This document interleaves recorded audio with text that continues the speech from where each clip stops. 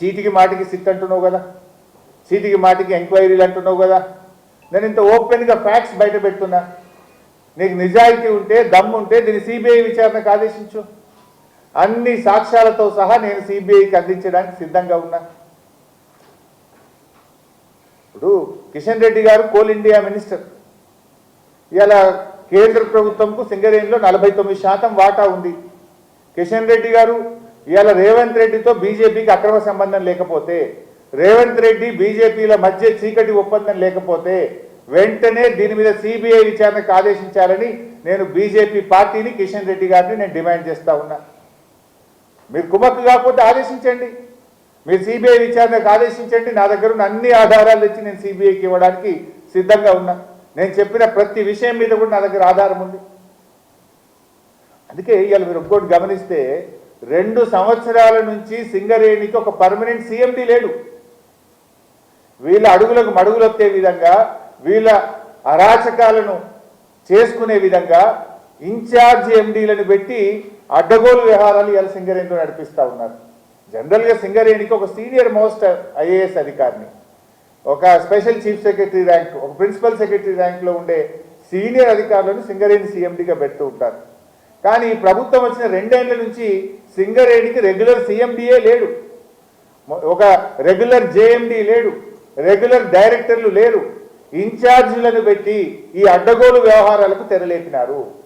తమ యొక్క అడ్డగోలు వ్యవహారాలు, తమ పర్సంటేజీలు, తమ చీకటి ఒప్పందాలు, కాంట్రాక్టర్లు దక్కించుకోవడానికి వీళ్ళు ఇన్ఛార్జీల పాలన కొనసాగిస్తూ ఇదంతా కూడా చేస్తూ ఉన్నారు. ఎందుకు లేరని నేను అడుగుతా ఉన్నా. నేను భట్టి గారిని అడుగుతా ఉన్నా, భట్టి గారు ఈ సైట్ విజిట్ సర్టిఫికెట్ మీరు లేదని చెప్పి 9E బ్లాక్ను రద్దు చేసినారు కదా, మరి సైట్ విజిట్ సర్టిఫికెట్ పేరు మీద జరిగిన అన్ని టెండర్లు రద్దు చేయాలని చెప్పి నేను డిమాండ్ చేస్తా ఉన్నా. దీని మీద వెంటనే సిబిఐ విచారణ ఆదేశించాలని నేను డిమాండ్ చేస్తా ఉన్నా. ఈ సైట్ విజిట్ సర్టిఫికేట్ విధానాన్ని సింగరేణిలో శాశ్వతంగా రద్దు చేయాలని చెప్పి నేను డిమాండ్ చేస్తా ఉన్నా.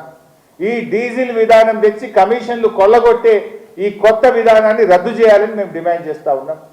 సింగరేణికి ఒక నిజాయితీ కలిగిన ఒక ఉన్నత అధికారిని సీఎండీగా శాశ్వత ప్రాతిపదికన నియమించాలని చెప్పి కూడా ఈరోజు మేము డిమాండ్ చేస్తూ ఉన్నాం. మరి అదేవిధంగా నేను గతంలో కూడా ఒకసారి చెప్పిన ఈ సింగరేణి సంగతి ఏమో ఇట్లా ఉన్నది. గతంలో ఈ క్యాబినెట్ ఒక దండుపాలెం మూట అని చెప్పి నేను ఆరోపిస్తే నా మీద ఈ మంత్రులంతా కూడా విరుచుకపడ్డారు నా మీద. ఇప్పుడు నేను అడుగుతున్నా, మీ దండుపాలెం మూట కాకపోతే ఏంది? మీరే బయటపడుతున్నారు కదా, తన్నుక వస్తున్నారు కదా. ఇప్పుడు ఈ 9E బ్లాక్ టెండర్లలో ముఖ్యమంత్రి వర్సెస్ భట్టి గారు వర్సెస్ కోమటిరెడ్డి కదా, ముగ్గురు దండుకుంటేనే కదా ఇదంతా విషయం బయటకు వచ్చింది. ఇలా బొగ్గు టెండర్లలో, సింగరేణి టెండర్లలో రేవంత్ రెడ్డి గారు వర్సెస్ భట్టి గారు వర్సెస్ కోమటిరెడ్డి గారు. నాకు దక్కాలంటే నాకు దక్కాలి, నా మనుషులకు దక్కాలంటే నా మనుషులకు దక్కాలని ముగ్గురు మధ్య వాటాల పంచాయతీ కాకపోతే ఏంది?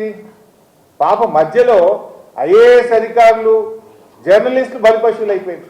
మీ వాటాల పంచాయతీకి, మీ టెండర్ల పంచాయతీకి, మీ కాంట్రాక్టర్ల పంచాయతీకి ఐఏఎస్ అధికారులను ఎందుకు బలి చేస్తున్నారు? జర్నలిస్టులు ఎందుకు బలి చేస్తున్నారు? మీరు తన్నుక సచ్చింది నిజం, వాటాల కోసం కొట్టుకున్నది నిజం, నాకంటే నాకు టెండర్ అని చెప్పి తన్నుకున్నది నిజం. దీంట్లో జర్నలిస్టులు ఏం పాపం చేశారు?